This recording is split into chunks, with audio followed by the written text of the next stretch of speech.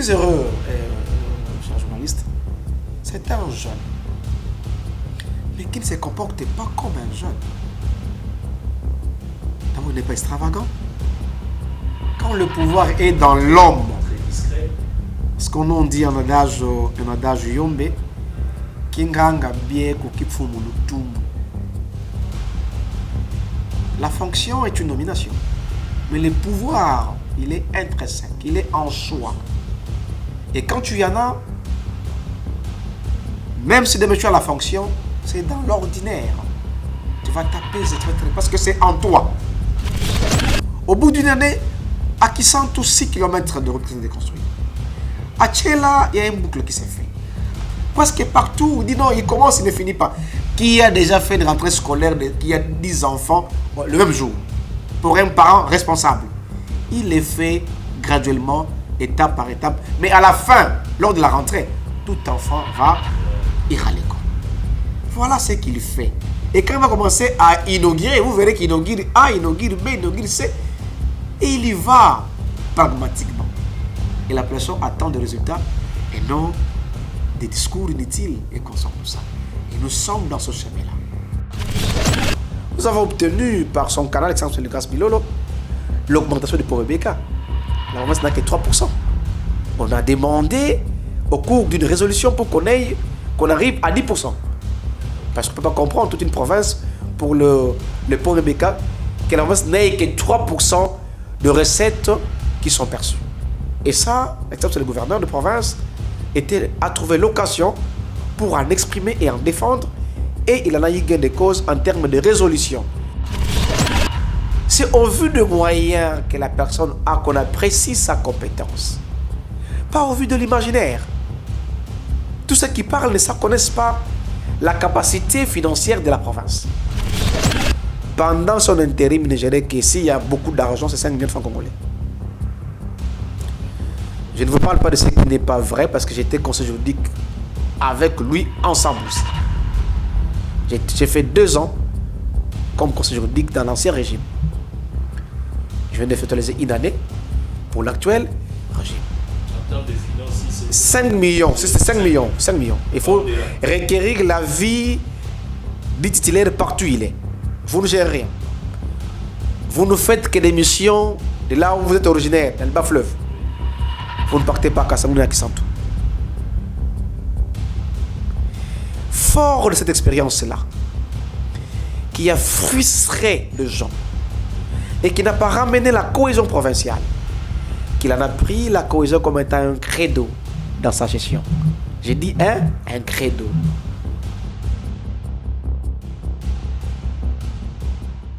Big salutations, madame, monsieur, bienvenue dans ce magazine que vous aimez beaucoup, Point d'actu, votre magazine qui vous fait découvrir des hommes, des femmes de toutes catégories de la société, des hommes politiques, des acteurs politiques, des acteurs socio-économiques.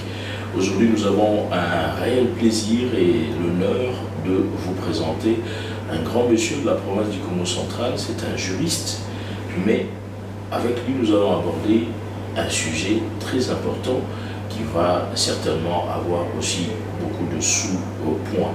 C'est Maître Espoir Siassi qui est reçu dans ce plateau au titre de conseiller juridique et administratif du gouverneur de la province du Congo central, Excellence Grâce Bilolo. Maître Siassi, je vous reçois. Merci, pour moi un plaisir d'être invité dans ce plateau actif. C'est une première. Je pense bien répondre aux besoins de ce pourquoi on est là. Maître Espoir Siassi, conseiller juridique et administratif du gouverneur Grâce Bilolo. Brièvement, comment vous en êtes arrivé à là? C'est une longue histoire. Une histoire qui rappelle la vision, l'ambition, mais au-delà de tout, Dieu. Et je suis d'abord avant tout avocat conseil du fait Papa Honorable Bilolo, qui fut le père de l'actuelle Excellence. J'ai été à ses côtés sur le plan juridique et plus sur le plan politique. J'ai été son directeur de campagne en 2018. Il est passé député provincial élu de la circonscription électorale de Tchela. Et par là, j'ai été engagé comme conseiller à l'Assemblée.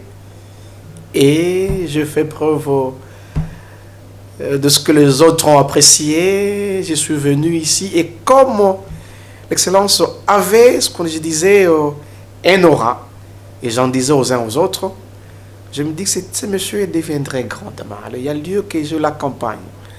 Et j'y ai mis ma petite contribution. Et aujourd'hui, il est devenu gouverneur, tout en disant qu'il était d'abord vice-gouverneur.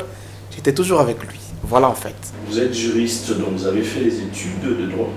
En effet, je suis d'abord avant tout maths physicien. Je fais les études des humanités maths et physique à l'Institut Révérend Samba à Kinshasa, où je finis mes études, décroché mon diplôme. Je suis allé à l'UNIKIN, j'allais faire la médecine d'ailleurs. Et par après, le destin m'a amené en droit. Je fais le droit public interne, département droit public interne, je dirais, mais particulièrement le droit administratif, parce que je voudrais. J'avais un rêve d'apporter un plus pour ma province, que mon père fut en administratif, et son sort m'a quand même beaucoup plus lésé. Quand je demandais à mon papa, mais qu'est-ce qui ne va pas? Il dit, mais tu es encore un enfant. Tu es encore un enfant. Alors, ces secrets des polichinelles-là, il fallait que j'en comprenne. J'en ai fait mon domaine de prédilection et je fais les droits administratifs. Et aujourd'hui, Dieu aidant, je suis dans l'administration politique, bien évidemment. Alors, quand on parle d'administration politique, qu'est-ce que ça veut dire exactement? Vous gérez les dossiers, vous décortiquez ce qui se cache derrière les dossiers, cruciaux ou comment? Bon, et en tant que conseiller juridique, ce qui est vrai, j'ai une compétence liée. Liée pourquoi? Parce que les dossiers, on les adresse au gouverneur via son cabinet, ça passe au secrétariat, ça monte au-dessus auprès du DIRCAB, c'est celui qui distribue pour requérir les avis, bien évidemment, du conseil que je suis. Et donc, quand ça arrive, je scrute. Je ne joue pas seulement le rôle du juridique, mais il y a une donne aussi politique qu'il y a, parce que l'institution, elle est politique avant tout. Il y a certaines mesures qui peuvent être appliquées, qui sont du reste légales, mais si vous les appliquez, ça dérange encore la quiétude publique. Et donc, on est obligé de ne pas les appliquer, à trouver un mode suivi différemment de ce qui devait être appliqué. Voyez-vous, on n'est pas juriste ex-cathédra, mais on adapte aux circonstances du moment, tout en restant dans les normes, bien évidemment. Voilà. Et donc, quand ça arrive dans mon office, c'est bien que vous voyez, j'étudie, je donne le résumé de faits. J'aime souvent dire l'état de la question. Je dégage les évidences juridiques et je propose à l'autorité des suggestions. Dans son pouvoir discrétionnaire, il peut soit acquiescer cet avis ou reformuler, réorienter selon sa vision. Et c'est la routine que j'ai fait, elle est déjà 3 ans. Voilà, 3 ans. Alors, dites-nous exactement quel genre de correspondances qui sont orientées dans votre office. C'est très souvent des correspondants, des conflits, des réclamations, ou bien... Tout dossier, oui. tout dossier. Le droit est une science transversale. En hydrocarbures, le droit est là. En matière de finances, le droit est là. En matière de contrat de passation de marché public, le droit est là. En matière d'environnement, le droit est là. Et de surcroît, l'administration, parce que je suis le conseiller juridique et administratif. Et lorsque l'on gère la cité, ce sont des doléances que nous recevons. Ce sont des réclamations, ce sont des requêtes de diverses postulations auxquelles la province est tenue de répondre, mais qui certes passent par un toilettage au niveau du conseil juridique. Mais il est à souligner que dans l'architecture du pouvoir du gouverneur ou de la province, le gouverneur est un tout. En fait, c'est un tout. C'est celui qui représente la province vis-à-vis des tiers. Le ministre provinciaux, ce sont le premier conseiller préséant, parce qu'eux aussi émettent des notes techniques, lesquelles passent en second toilettage par les cabinets du gouverneur selon le secteur donné. Si ça rentre dans le secteur juridique où je suis, ça passe entre eux pour une seconde lecture. L'exemple est légion. Les affaires foncières. L'article 183 du Code foncier donne la compétence au gouverneur de signer des contrats de concession, d'amphithéose, des superficies qui ne dépassent pas 200 hectares dans les milieux ruraux et 10 hectares et 61 hectares dans les milieux urbains. 61 arts. Bref, le ministre des Affaires foncières provinciales émet sa note technique, donne ses avis, mais ça doit passer à un second toilettage du conseiller juridique et qui va devoir proposer une dernière version à laquelle le gouverneur va devoir apprécier et pouvoir procéder à la signature. Une année déjà, le gouverneur Grace Lelo devient gouverneur, il est proclamé. C'est le moment de tous les enjeux. C'est là où on trouve la grande utilité d'un conseil juridique, parce que dans les us et coutumes de la RDC, les élections se succèdent toujours des conflits, des problèmes qui ne manquent pas. La preuve, il faut saisir la CENI pour réclamation ici et là. Maître Siassi, en ce moment-là, Bilolo proclamé gouverneur, quel rôle aviez-vous joué? D'abord, il fallait préciser, en ces temps-là, j'étais le conseil juridique toujours de la province. Comme je vous avais dit, la politique n'est pas un fait du hasard. Je le suis devenu grâce à lui. Eh bien, c'est lui qui a proposé comme compagnon de lutte à l'ancien gouverneur, avec qui ils étaient en alliance. Ils avaient remporté pour que je devienne conseil juridique. Et donc, j'ai été conseil juridique dans le quota du vice-gouverneur, l'actuel gouverneur. Alors, en tant que tel, nous arrivons au bout de 2023. Chacun d'eux prend des orientations différentes. Donc, le titulaire va lâcher les seconds. Contrairement aux clauses d'antan. L'instinct de survie voudrait que le second, qui a été élu à Tchela, avait des ambitions. Et ils ont challengé. La chance a souri. L'excellence Grace est devenu gouverneur. Alors, il était question, c'était très très important, parce que maintenant là, l'INC attaquera le résultat dont mon frère, mon autorité, a été proclamé élu, provisoirement. L'UNC attaque les résultats de la CENI. L'UNC, et non la CENI, et non les noms de l'ancien gouverneur. Oui. Pas le candidat. Pas les candidats, c'est l'UNC, La plateforme. la plateforme. Et donc, allez-y comprendre. Un frère, compagnon de lutte, je ne voudrais pas qu'il soit battu. C'est lui qui a fourni de grandes énergies pour parvenir à cela. J'ai quitté ma casquette de conseil juridique, j'ai porté la toge. Je laissé le bureau pendant au moins 5 mois pour être au front et en première ligne en tant qu'avocat du candidat Grace Nkwanga Maswangi Bilolo. J'étais pas seul, avec un collectif d'avocats, et donc j'assurais la coordination, quoique étant m'océan que ceux qui m'accompagnaient. Et l'histoire retiendra que nous nous sommes battus loyalement, sans avoir l'esprit de verser les uns les autres, et sans avoir la personne dit qu'on a été plus meilleur. Nous avons remporté. Vous connaissez le cursus, le cheminement que ça connaît. On vous a vu se battre bec et ongle. Nous étions témoins, voyant comment vous transpirez à l'époque, comment vous conduisez cette grande équipe de collectif des avocats. C'était pas une mince affaire. Et ces genres d'occasions nous permettent de vous poser cette question. C'est une façon de rafraîchir la mémoire. Pourquoi la partie UNC à l'époque avait remis en cause les résultats de la CENI. Est-il en pied sur roche? Réellement, Bilolo avait perdu, parce que quand on voyait un adversaire qui réclame les résultats, c'est-à-dire que quelque part, il se sent être vainqueur.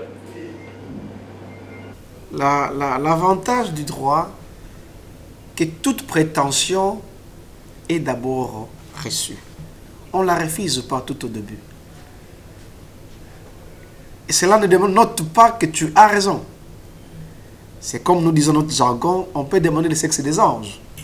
On dit oui, venez d'abord, et puis à la fin on dit expose. C'est dans l'exposé que l'on découvre la véracité et la fausseté. Il y a ce qu'on appelle la vérité factuelle, le fait, et la vérité juridique, ce que moi je qualifie la subsumation en droit, le qualificatif de fait sociologique et historique en droit. Bon,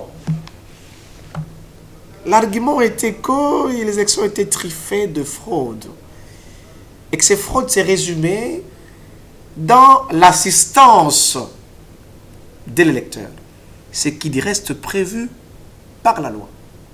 La loi interdit de communiquer les noms, mais assister dans l'outil informatique, il choisit juste pour déposer, je dirais, le papier dans l'ozoir, dans l'urne.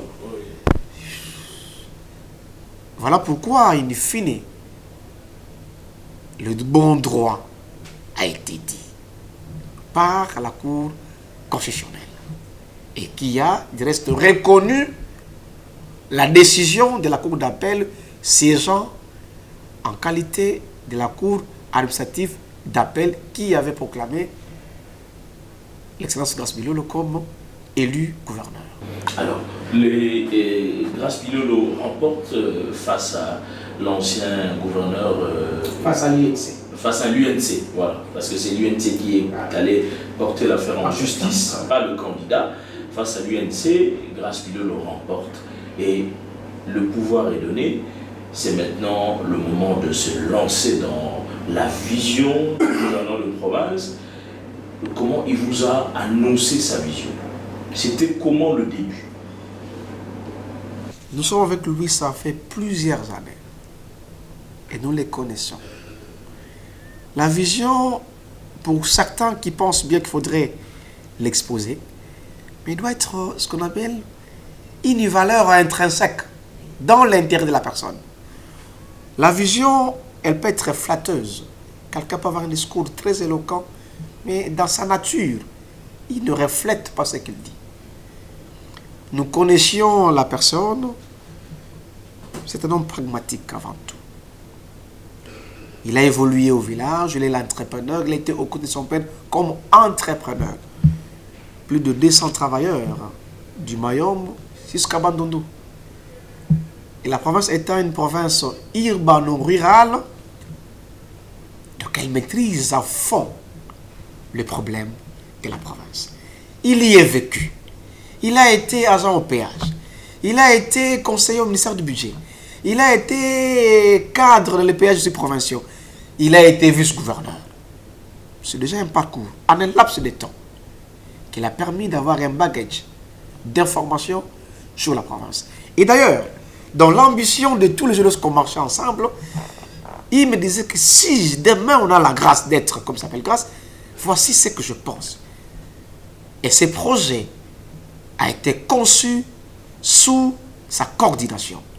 De tout ce qu'il fait aujourd'hui est la résultante de ce qu'il est.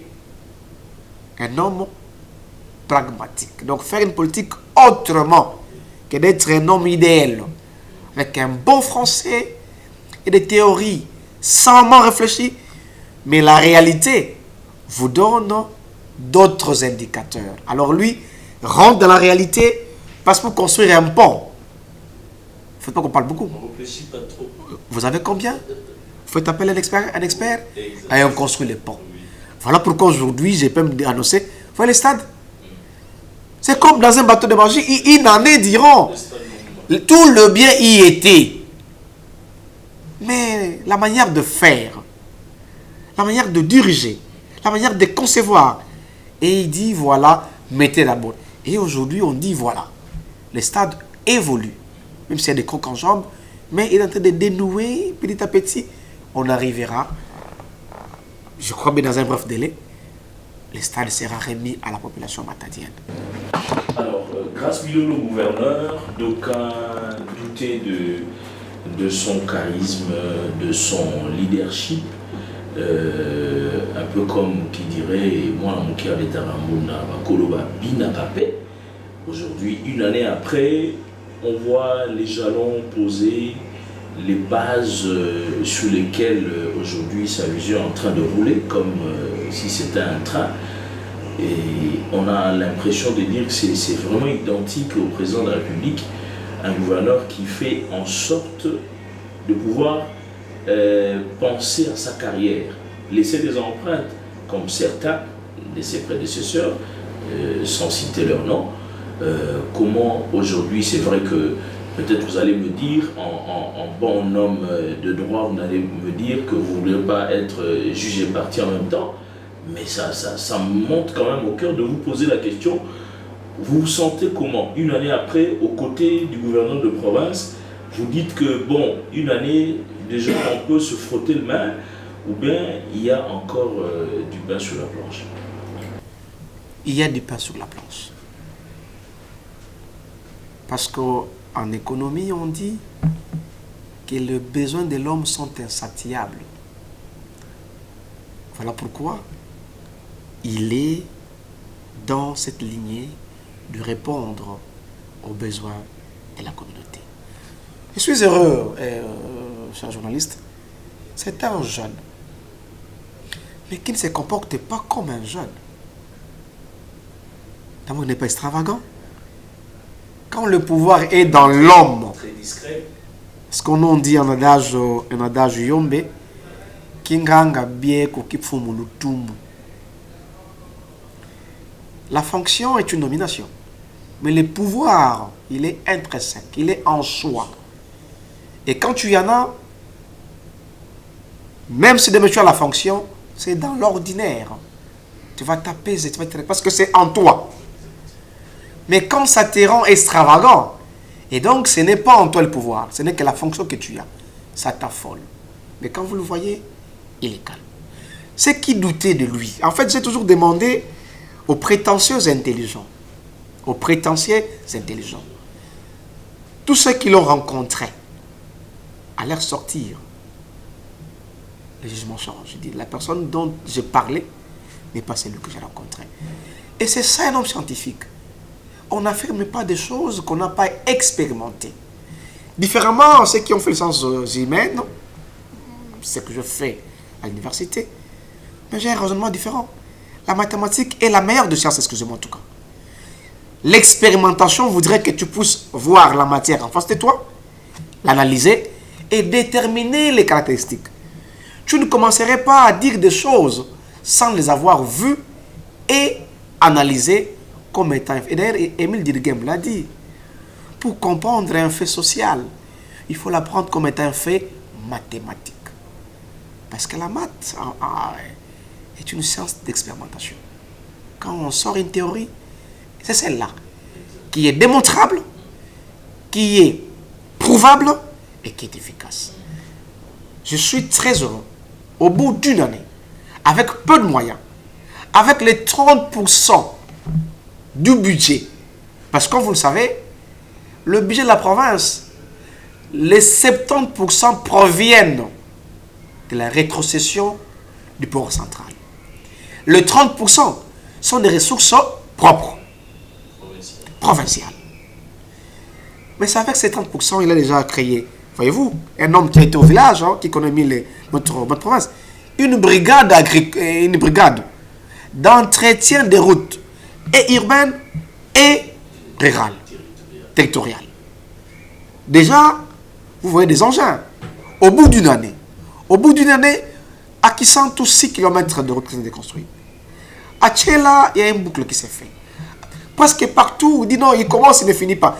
Qui a déjà fait une rentrée scolaire, qui a 10 enfants le même jour, pour un parent responsable. Il les fait graduellement, étape par étape. Mais à la fin, lors de la rentrée, tout enfant ira à l'école. Voilà ce qu'il fait. Et quand il va commencer à inaugurer, vous verrez qu'il inaugure A, inaugure B, inaugure C. Et il y va pragmatiquement. Et la population attend des résultats et non des discours inutiles et qu'on sort tout ça. Et nous sommes dans ce chemin-là. Voilà, Maître Espoir Siassi, je rappelle, il est conseiller juridique et administratif du gouverneur de la province du Congo central, Excellence Grace Pilolo. Aux côtés d'un jeune leader comme ça, on vous sent très fier de l'accompagner. Ça se sent dans votre façon de parler, dans votre façon de marcher. Alors, on va aborder un deuxième sujet, certainement, qui va encore intéresser, puisqu'il s'agit toujours des gouverneurs. Cette fois-là, on parle de la conférence des gouverneurs, ces assises qui se tiennent depuis quelque temps en République démocratique du Congo, initiation du président de la République, Félix-Antoine Tshisekedi. C'est quoi la conférence des gouverneurs? D'abord, c'est une notion qui a été, un cadre qui a été institué par la Constitution en son article 200. C'est un cadre de concertation et d'harmonisation de vues entre le pouvoir central et les provinces en vue de définir la politique générale de l'État. Et dans cet article-là, il indique les personnes qui font partie prenante. Le président, qui est lui-même le président de la conférence, qui est le président de ces cadres de concertation, la Premier ministre ou le Premier ministre, le ministre de l'Intérieur, le gouverneur. Point barre. Les autres sont des invités qui peuvent y participer. Donc voilà, en fait, c'est de là, en réalité, qui permettent à ce que l'on intègre, outre la vue du pouvoir central vis-à-vis de l'État in globo, mais les particularités de chacune des provinces, pour qu'aucune d'entre elles ne puisse être méconnue dans la politique générale ou dans la définition, ou dans la programmation de la politique générale de l'État. Et donc toutes les règles qui viennent, en réalité, dans l'esprit du constituant, devront résulter de ces cadres de concertation. Vous le savez, en droit, on dit que les faits politiques sont les facteurs de droit. Donc tout ce qui concourt à l'élaboration et à l'instinction d'une règle juridique.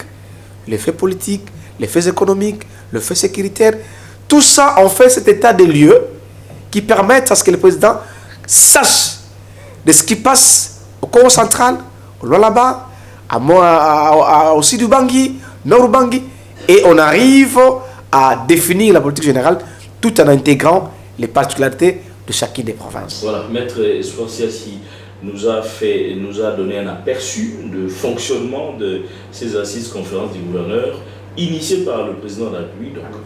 C'est celui qui invite, et c'est lui le président de ces assises. Il invite les parties prenantes qui sont d'abord de jure, des droits par la Constitution, mais également des experts qui apportent leur expertise en vue de permettre aux participants de connaître et c'est à quoi ils doivent s'atteler et de ce à quoi la population attend d'eux. Voyez-vous, ceci permet à ce que l'État avance. Les désirs de la population sont ramenés parce que chaque gouverneur amène un état des lieux de sa province. Exactement. Et c'est ainsi que dans ces cadres de concertation, il y a une loi organique qui organise le fonctionnement, le déroulement. Et dans cette loi organique, il est prévu un secrétariat permanent. Et c'est lui qui joue le rôle de l'administration centralisateur de toutes les activités des conférences des gouverneurs. Il est dans ce secrétariat, il y a 3 commissions. Il y a la commission PAJ, autrement dit politique, administrative, judiciaire, sécuritaire et sociale. La seconde commission, la commission économico-financière. Et la troisième, la commission infrastructure, développement et... Bon, voilà. Donc il y a dans ces 3 commissions qui font partie intégrante du secrétariat permanent où chaque province est obligée d'envoyer des délégués qualifiés d'experts pour y participer dans cette définition de la politique dans ce cadre de concertation, tout ça. Alors, nous allons y arriver tantôt. Donc, si l'opinion va vous comprendre, c'est une façon de la personne du président de la République de se rapprocher de sa population qui vit dans l'arrière-pays pour connaître les problèmes, les soucis, les difficultés, même le projet de chaque province qui voudrait le développement de sa population. Alors, rentrons-nous dans le cas du Congo central. Vous avez certainement accompagné les gouverneurs pendant 2 assises comme ça. Il y en a eu 2, une au Tanganyika, l'autre, la dernière a eu lieu à Lualaba. Alors, dites-nous comment c'était, comment d'abord vous avez trouvé la première assise. La première participation, parce que c'était à la 11e session, parce que la session a commencé depuis l'époque de Kabila avec la Constitution 2006. Mais c'est certes vrai, il faut saluer les efforts du chef de l'État. Et à la 11e session, nous avons émis le vœu, tel que le vœu la Constitution, qui est 2 sessions l'an. C'est ce que dit l'article 200 de la Constitution. Et le président a écouté 2 fois. Oui. Et donc, on en a eu à Lualaba pour cette année. Et le projet de l'État encore projeté pour la province de Kwilu. Kwilu pour le mois de novembre. Je crois que c'est le mois de novembre ou décembre avant qu'on arrive tout ça. Donc on va encore y aller, Dieu le voulant, et à Kwilu. Pour moi, c'était une première expérience. Il fallait d'abord voir comment est-ce que les gens se comportent. Qu'est-ce qui se passe? Au-delà de la théorie que j'avais en tant que constituant, en tant qu'expert en droit constitutionnel ou en droit administratif, mais je n'avais pas la réalité, il fallait observer. J'observais et nous avons quand même pu intégrer bon nombre d'éléments tout en étant un participant pour la première fois. D'ailleurs, j'étais accompagné d'un ami, un frère, qui est Maître Blaise Condé, directeur de cabinet du ministre provincial du budget, qui a déjà été expérimenté. Il m'a aidé à m'intégrer et à connaître. Il a été d'un grand apport, en tout cas. Et comme on dit, j'avais déjà l'émulation. Aussitôt, je me suis adapté, puis on a pris la commande. Et d'ailleurs, le président de l'Assemblée provinciale du Congo central avait été aussi invité. Je pense qu'il a été content de nos efforts. Et nous avons obtenu bon nombre de choses qui dérangeaient dans ces conférences-là. La première. À laquelle vous avez assisté. Oh, à laquelle j'ai assisté. Vous avez été affecté dans quelle commission? J'ai été affecté dans la commission PAJ. Pour la première fois, comme membre. Et nous avons évolué. J'étais une personne experte qui a participé activement dans la rédaction du texte final et même dans les propositions lors des assises au niveau de Kinshasa, en liminaire, en préliminaire, avant de nous rendre à Kalemi, à Tanganyika, pour les assises proprement dites. Parce que le secrétariat prépare techniquement toute la matière selon le thème qui a été annoncé par le chef de l'État, dont l'invitation des gouverneurs. Alors, parlons de cette première conférence à laquelle vous avez assisté activement. Le Congo central, qu'est-ce que le Congo central comme province, par le biais du gouverneur de province, a pu mettre en exergue pour que le président de la République ainsi que le gouvernement central puissent avoir une idée des problèmes, des soucis de la population? D'abord, outre les cas généraux qui concernent tout l'État en entier, par exemple la porosité des frontières, c'est un cas général. Il en a martelé parce que le gouverneur présente un état des lieux. Celui-ci est tiré de l'ensemble des problèmes de tous les secteurs de la vie sociale de la province. L'intérieur, l'économie, dans tous les secteurs. Et chaque service envoie les états actualisés de la province. C'est ceux-ci qui sont mis en exergue devant le président. Alors, au-delà de ce qui est des cas généraux, on a parlé des cas Bobondo et tout ça, et que d'ailleurs, à ce moment-là, le gouverneur, à Lucie, il est venu doter au PNC 12 jeeps. C'est pour répondre aux besoins sécuritaires. Donc c'était la résultante. La résultante, parce qu'il y a des résultantes, voilà, de cette heure. Et on a posé un problème des finances. C'est un cas général. Pour le Congo central, comme vous le savez, les demandes sont grandes, mais disons-nous vrai, les moyens sont minimes. Parce que les 30% là ne suffisent pas à répondre aux besoins de la province. On a insisté sur la rétrocession régulière pour permettre à la province de pouvoir s'y déployer et répondre tant soit peu aux besoins communautaires. Nous avons obtenu par son canal Alexandre Lucas Bilolo l'augmentation du pauvre BK. La province n'a que 3%.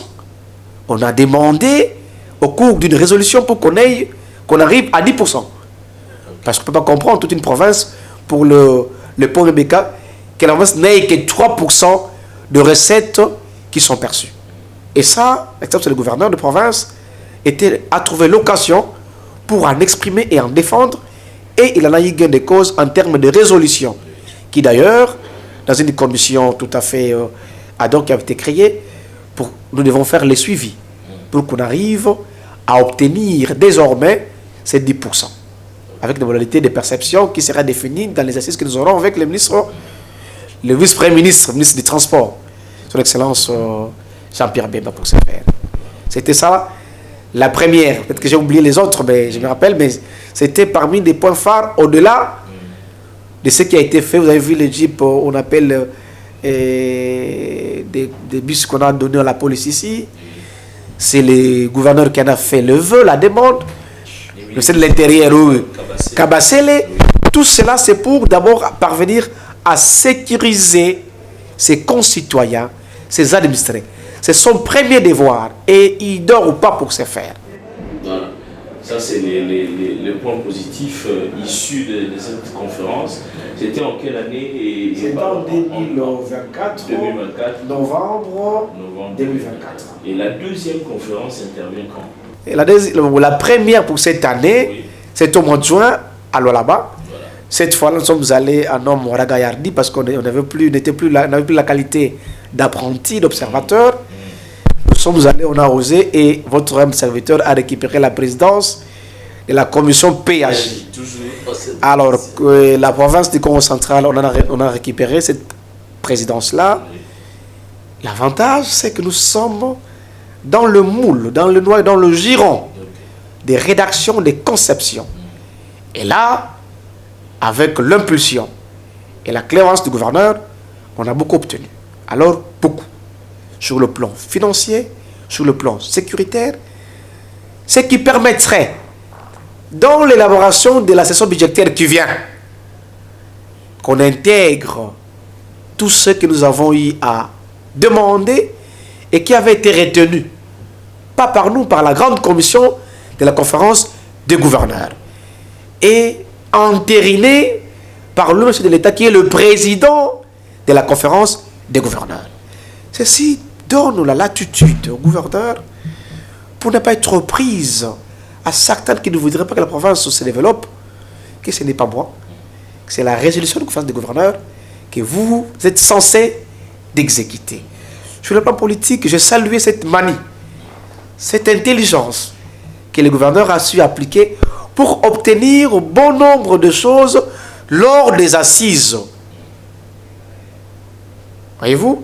Et ça nous permettrait, et à la province, d'en bénéficier. Les cas des ponts de Louosi, ça a été retenu. Les cas de recettes financières aussi au pont ici, le CGO, on ne gagne rien. Ça a été intégré. Ça a été retenu. Il faut que la province gagne au moins 40% de tout ce qui entre dans la taxe de CGO. Dans chaque voiture, vous voyez, on met, il y a tous des frais qu'on paye, les déclarants le savent. La province n'avait plus rien. Donc aujourd'hui, la province a droit à 40%. il reste qu'on formalise avec le ministre, le VPM, en charge du transport. Outre cela, il a demandé l'augmentation des royalties des résidences pétrolières. Voyez-vous, ce qui coule d'encre et salive, c'est insignifiant en effet. Le pétrole, c'est de l'or noir. Voyez-vous? Et donc, on demande, comparativement au droit au code minier, qu'on rétrocède sur la province proportionnellement. Et ça permettrait à ce que la province ait de moyens suffisants pour appliquer sa politique. On nous compare le là-bas. Le là-bas, j'y étais. Rien que le rédévance minière, si je ne me trompe pas, l'air génère plus de 45 millions de dollars. Non. Le mois. Mensuel. Mensuel. Donc la capacité financière de là-bas atteint 60 millions de dollars. Nous environnons, je crois bien, 30% dans les 2 millions. Tenez compte des charges que nous avons. La proportion est Non, elle est tellement énorme. Donc c'est au vu de moyens que la personne a qu'on apprécie sa compétence. Pas au vu de l'imaginaire. Tous ceux qui parlent ne connaissent pas la capacité financière de la province. Je vous en parle, c'est dans la période même passée. Voilà. On a senti ça au travers des images, la participation très active du Congo central. On a même vu le gouverneur Grace Bilolo être sur le plan protocolaire placé au devant même de la scène. En effet. Je crois que son discours était très magistral. Un apport très important parce que tout ce qui fait les échos parvient au chef de l'État. La volonté importe parce que ceux qui sont dans l'administration savent ce que la province a. Donc quand ils voient ce que l'on réalise, automatiquement on sait dire que ce monsieur est sérieux. Je prends une comparaison. Quelqu'un a 10 000 francs. Il a 10 personnes ou 20 personnes à faire nourrir. Mais au soir, chacun d'eux a pu prendre un beignet pour dormir. Par contre, celui qui en a 30 000 avec des personnes, mais les enfants dorment affamés. Qu'est-ce que l'on dirait? Celui qui a 10 000, il est sérieux, il est pragmatique, il sait gérer. Donc on est en face d'une province que l'on imagine plus riche, mais au concret. Parce que notre taxe, ou nos taxes que nous avons, c'est seulement la taxe de transport, de péage, embarquement, débarquement qui génère beaucoup d'argent. Mais quand on reste, tout politicien congolais qui a déjà géré, il sait que le péage ici, c'est rien du tout. Ils savent que les péages relèvent du pouvoir central. On a qu'une hybride. Et d'ailleurs, qui sont supportés par des accidents le long de la route. On appelle les gouverneurs, répondez, mais les dividendes ne sont pas de la province, sont du pouvoir central. Mais il se met toujours sans pleurnicher pour répondre aux besoins. Voilà. La gestion orthodoxe du gouverneur fait preuve d'un grand leader. Et comme cet adage sage dit, c'est l'homme, on ne le mesure pas par rapport à l'âge, à la taille, c'est plutôt la tête. Alors aujourd'hui, on va chuter par cette question qui fait couler beaucoup d'encre aussi. La loi dit qu'en la province, il existe un seul exécutif. C'est le gouverneur qui est l'exécutif provincial. La façon de gérer de Grace Bilolo, vous en tant que conseiller juridique et administratif, comment vous l'entrevoyez, comment vous le jugez? Il ouvre au fait le couloir à certaines autorités. Il est en même temps exécutif, mais il donne le pouvoir au vice-gouverneur, il lègue le pouvoir au vice-gouverneur. Par moment, il laisse le couloir au président de l'Assemblée provinciale qui, par moment, prête à confusion. On ne sait pas bien comprendre qui est l'exécutif, qui ne l'est pas. Et par moment, certains critiques disent mais il y a 2 exécutifs dans la province. Cette façon de... Il faudrait que les gens parviennent à comprendre. Lorsqu'on ne maîtrise pas l'outil de fonctionnement de l'État, en réalité, on doit se réserver à émettre des critiques. Est-ce que... Nous savons qu'il n'y a que 2 institutions provinciales. 1, l'Assemblée provinciale. 2, le gouvernement, qui est l'exécutif. Est-ce que le gouvernement naît dans le vide? Ses membres naissent de la volonté de l'Assemblée provinciale. Ce qui les rend redevables. Outre cela, l'autorité budgétaire, c'est l'Assemblée provinciale. Donc, l'outil qui a été fait par l'Assemblée, certes, sur proposition du gouvernement, implique déjà de façon formelle une collaboration entre les deux. Parce que l'un donne un projet, l'autre l'étoffe, lui ressort un travail travaillé, un travail étoffé, ficelé, qu'il puisse y suivre. La collaboration n'est pas synonyme au transfert des compétences. Parce que les compétences sont d'attribution. Et la loi est stricte là-dessus, en droit public. Vous avez déjà vu le président de Mantezo prendre un arrêté? Non. Il prend des décisions. Vous l'avez déjà vu nommer des gens. Mais quand il accompagne dans une cérémonie, est-ce ça le transfert des pouvoirs? Par contre, oui, le gouverneur, vice-gouverneur, il est gouverneur, en fait. Il est gouverneur. Différemment aux autres, quand lui, l'excellence Grace Bello était vice-gouverneur, je peux vous dire que ça peut vous étonner. Pendant son intérim, il ne gérait que s'il y a beaucoup d'argent, c'est 5 millions de francs congolais. Je ne vous parle pas de ce qui n'est pas vrai, parce que j'étais conseiller juridique avec lui, ensemble ici. J'ai fait 2 ans comme conseiller juridique dans l'ancien régime. Je viens de finaliser une année pour l'actuel régime. En termes de finances, si c'est 5 millions, c'est 5 millions, 5 millions. Il faut requérir la vie du titulaire partout où il est. Vous ne gérez rien. Vous ne faites que des missions de là où vous êtes originaire, dans le bas-fleuve. Oui. Vous ne partez pas à Kassamou et à Kisantou. Fort de cette expérience-là, qui a frustré les gens et qui n'a pas ramené la cohésion provinciale, qu'il en a pris la cohésion comme étant un credo dans sa gestion. J'ai dit un credo. Les vice-gouverneurs, quand vous le voyez, c'est notre autorité. D'antan, je voyais quelqu'un qui était proche du gouverneur titulaire saboter l'autorité du vice-gouverneur.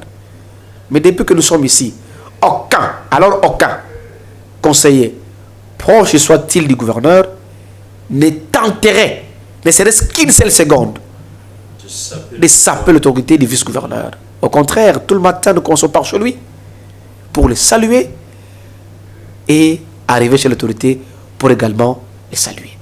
Je suis le conseiller du gouverneur et du vice-gouverneur. Donc du gouverneur tout court. Parce que s'il n'est pas là, le vice-gouverneur assure l'intérim, je suis son conseiller. Donc c'est la vision. Cette vision de cohésion dérange les détracteurs. Ils ne savent plus trouver des motifs pour pouvoir l'attaquer. Ça n'existe donc pas dans la loi que le vice-gouverneur n'est pas gouverneur. Grace Bello le prend comme. Il est parce que les gens se servent de cette obsession de pouvoir. Oui. La loi n'en parle pas. Le vice-gouverneur n'a aucune attribution. C'est vrai. Mais nous, ici, les gouverneurs, il lui met chacun de rendez-vous ou de rencontres. Il les fait toujours aux côtés du vice-gouverneur. Cela suppose quoi? La collaboration, la transparence. Il lui prend des décisions collégiales et non unilatérales. Donc il fait participer son colistier dans la gestion pour dire on vit ensemble, on meurt ensemble. On l'a vu dans la nouvelle dotation des véhicules officiels. On voit dans les plaques d'immatriculation gouverneur GP 001, GP 002. Et ça fait un tollé, tache d'huile dans l'opinion publique. On se dit, mais qu'est-ce que Grace Bello veut inventer qui n'a jamais existé? Je pense bien que c'est là, il n'invente rien, mais c'est une nature qu'il exprime. Je reprends. Il n'invente rien, mais il exprime sa nature.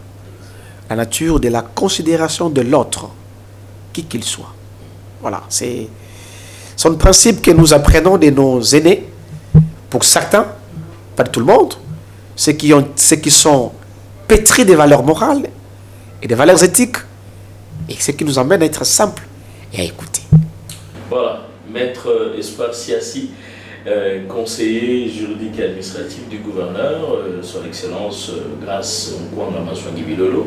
Avec lui, nous avons décrypté son pouvoir, son rôle juridique et administratif aux côtés du gouverneur, mais aussi nous avons abordé le sujet de la conférence du gouverneur. C'est quoi la conférence? Qu'est-ce qui s'y passe?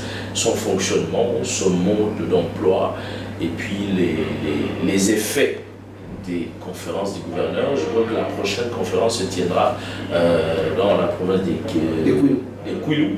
Donc, et je crois qu'après cette conférence, nous allons revenir pour voir ce que cette conférence a pu apporter de bien en termes de développement dans la province du Congo central. Maître Espoir Siassi, juriste de son État, ça a été un grand plaisir de vous avoir dans ce plateau de Point d'actu. Je crois que ce n'est pas la dernière fois. Nous aurons encore d'autres sujets à partager. Donc on prend rendez-vous la prochaine fois et à très bientôt.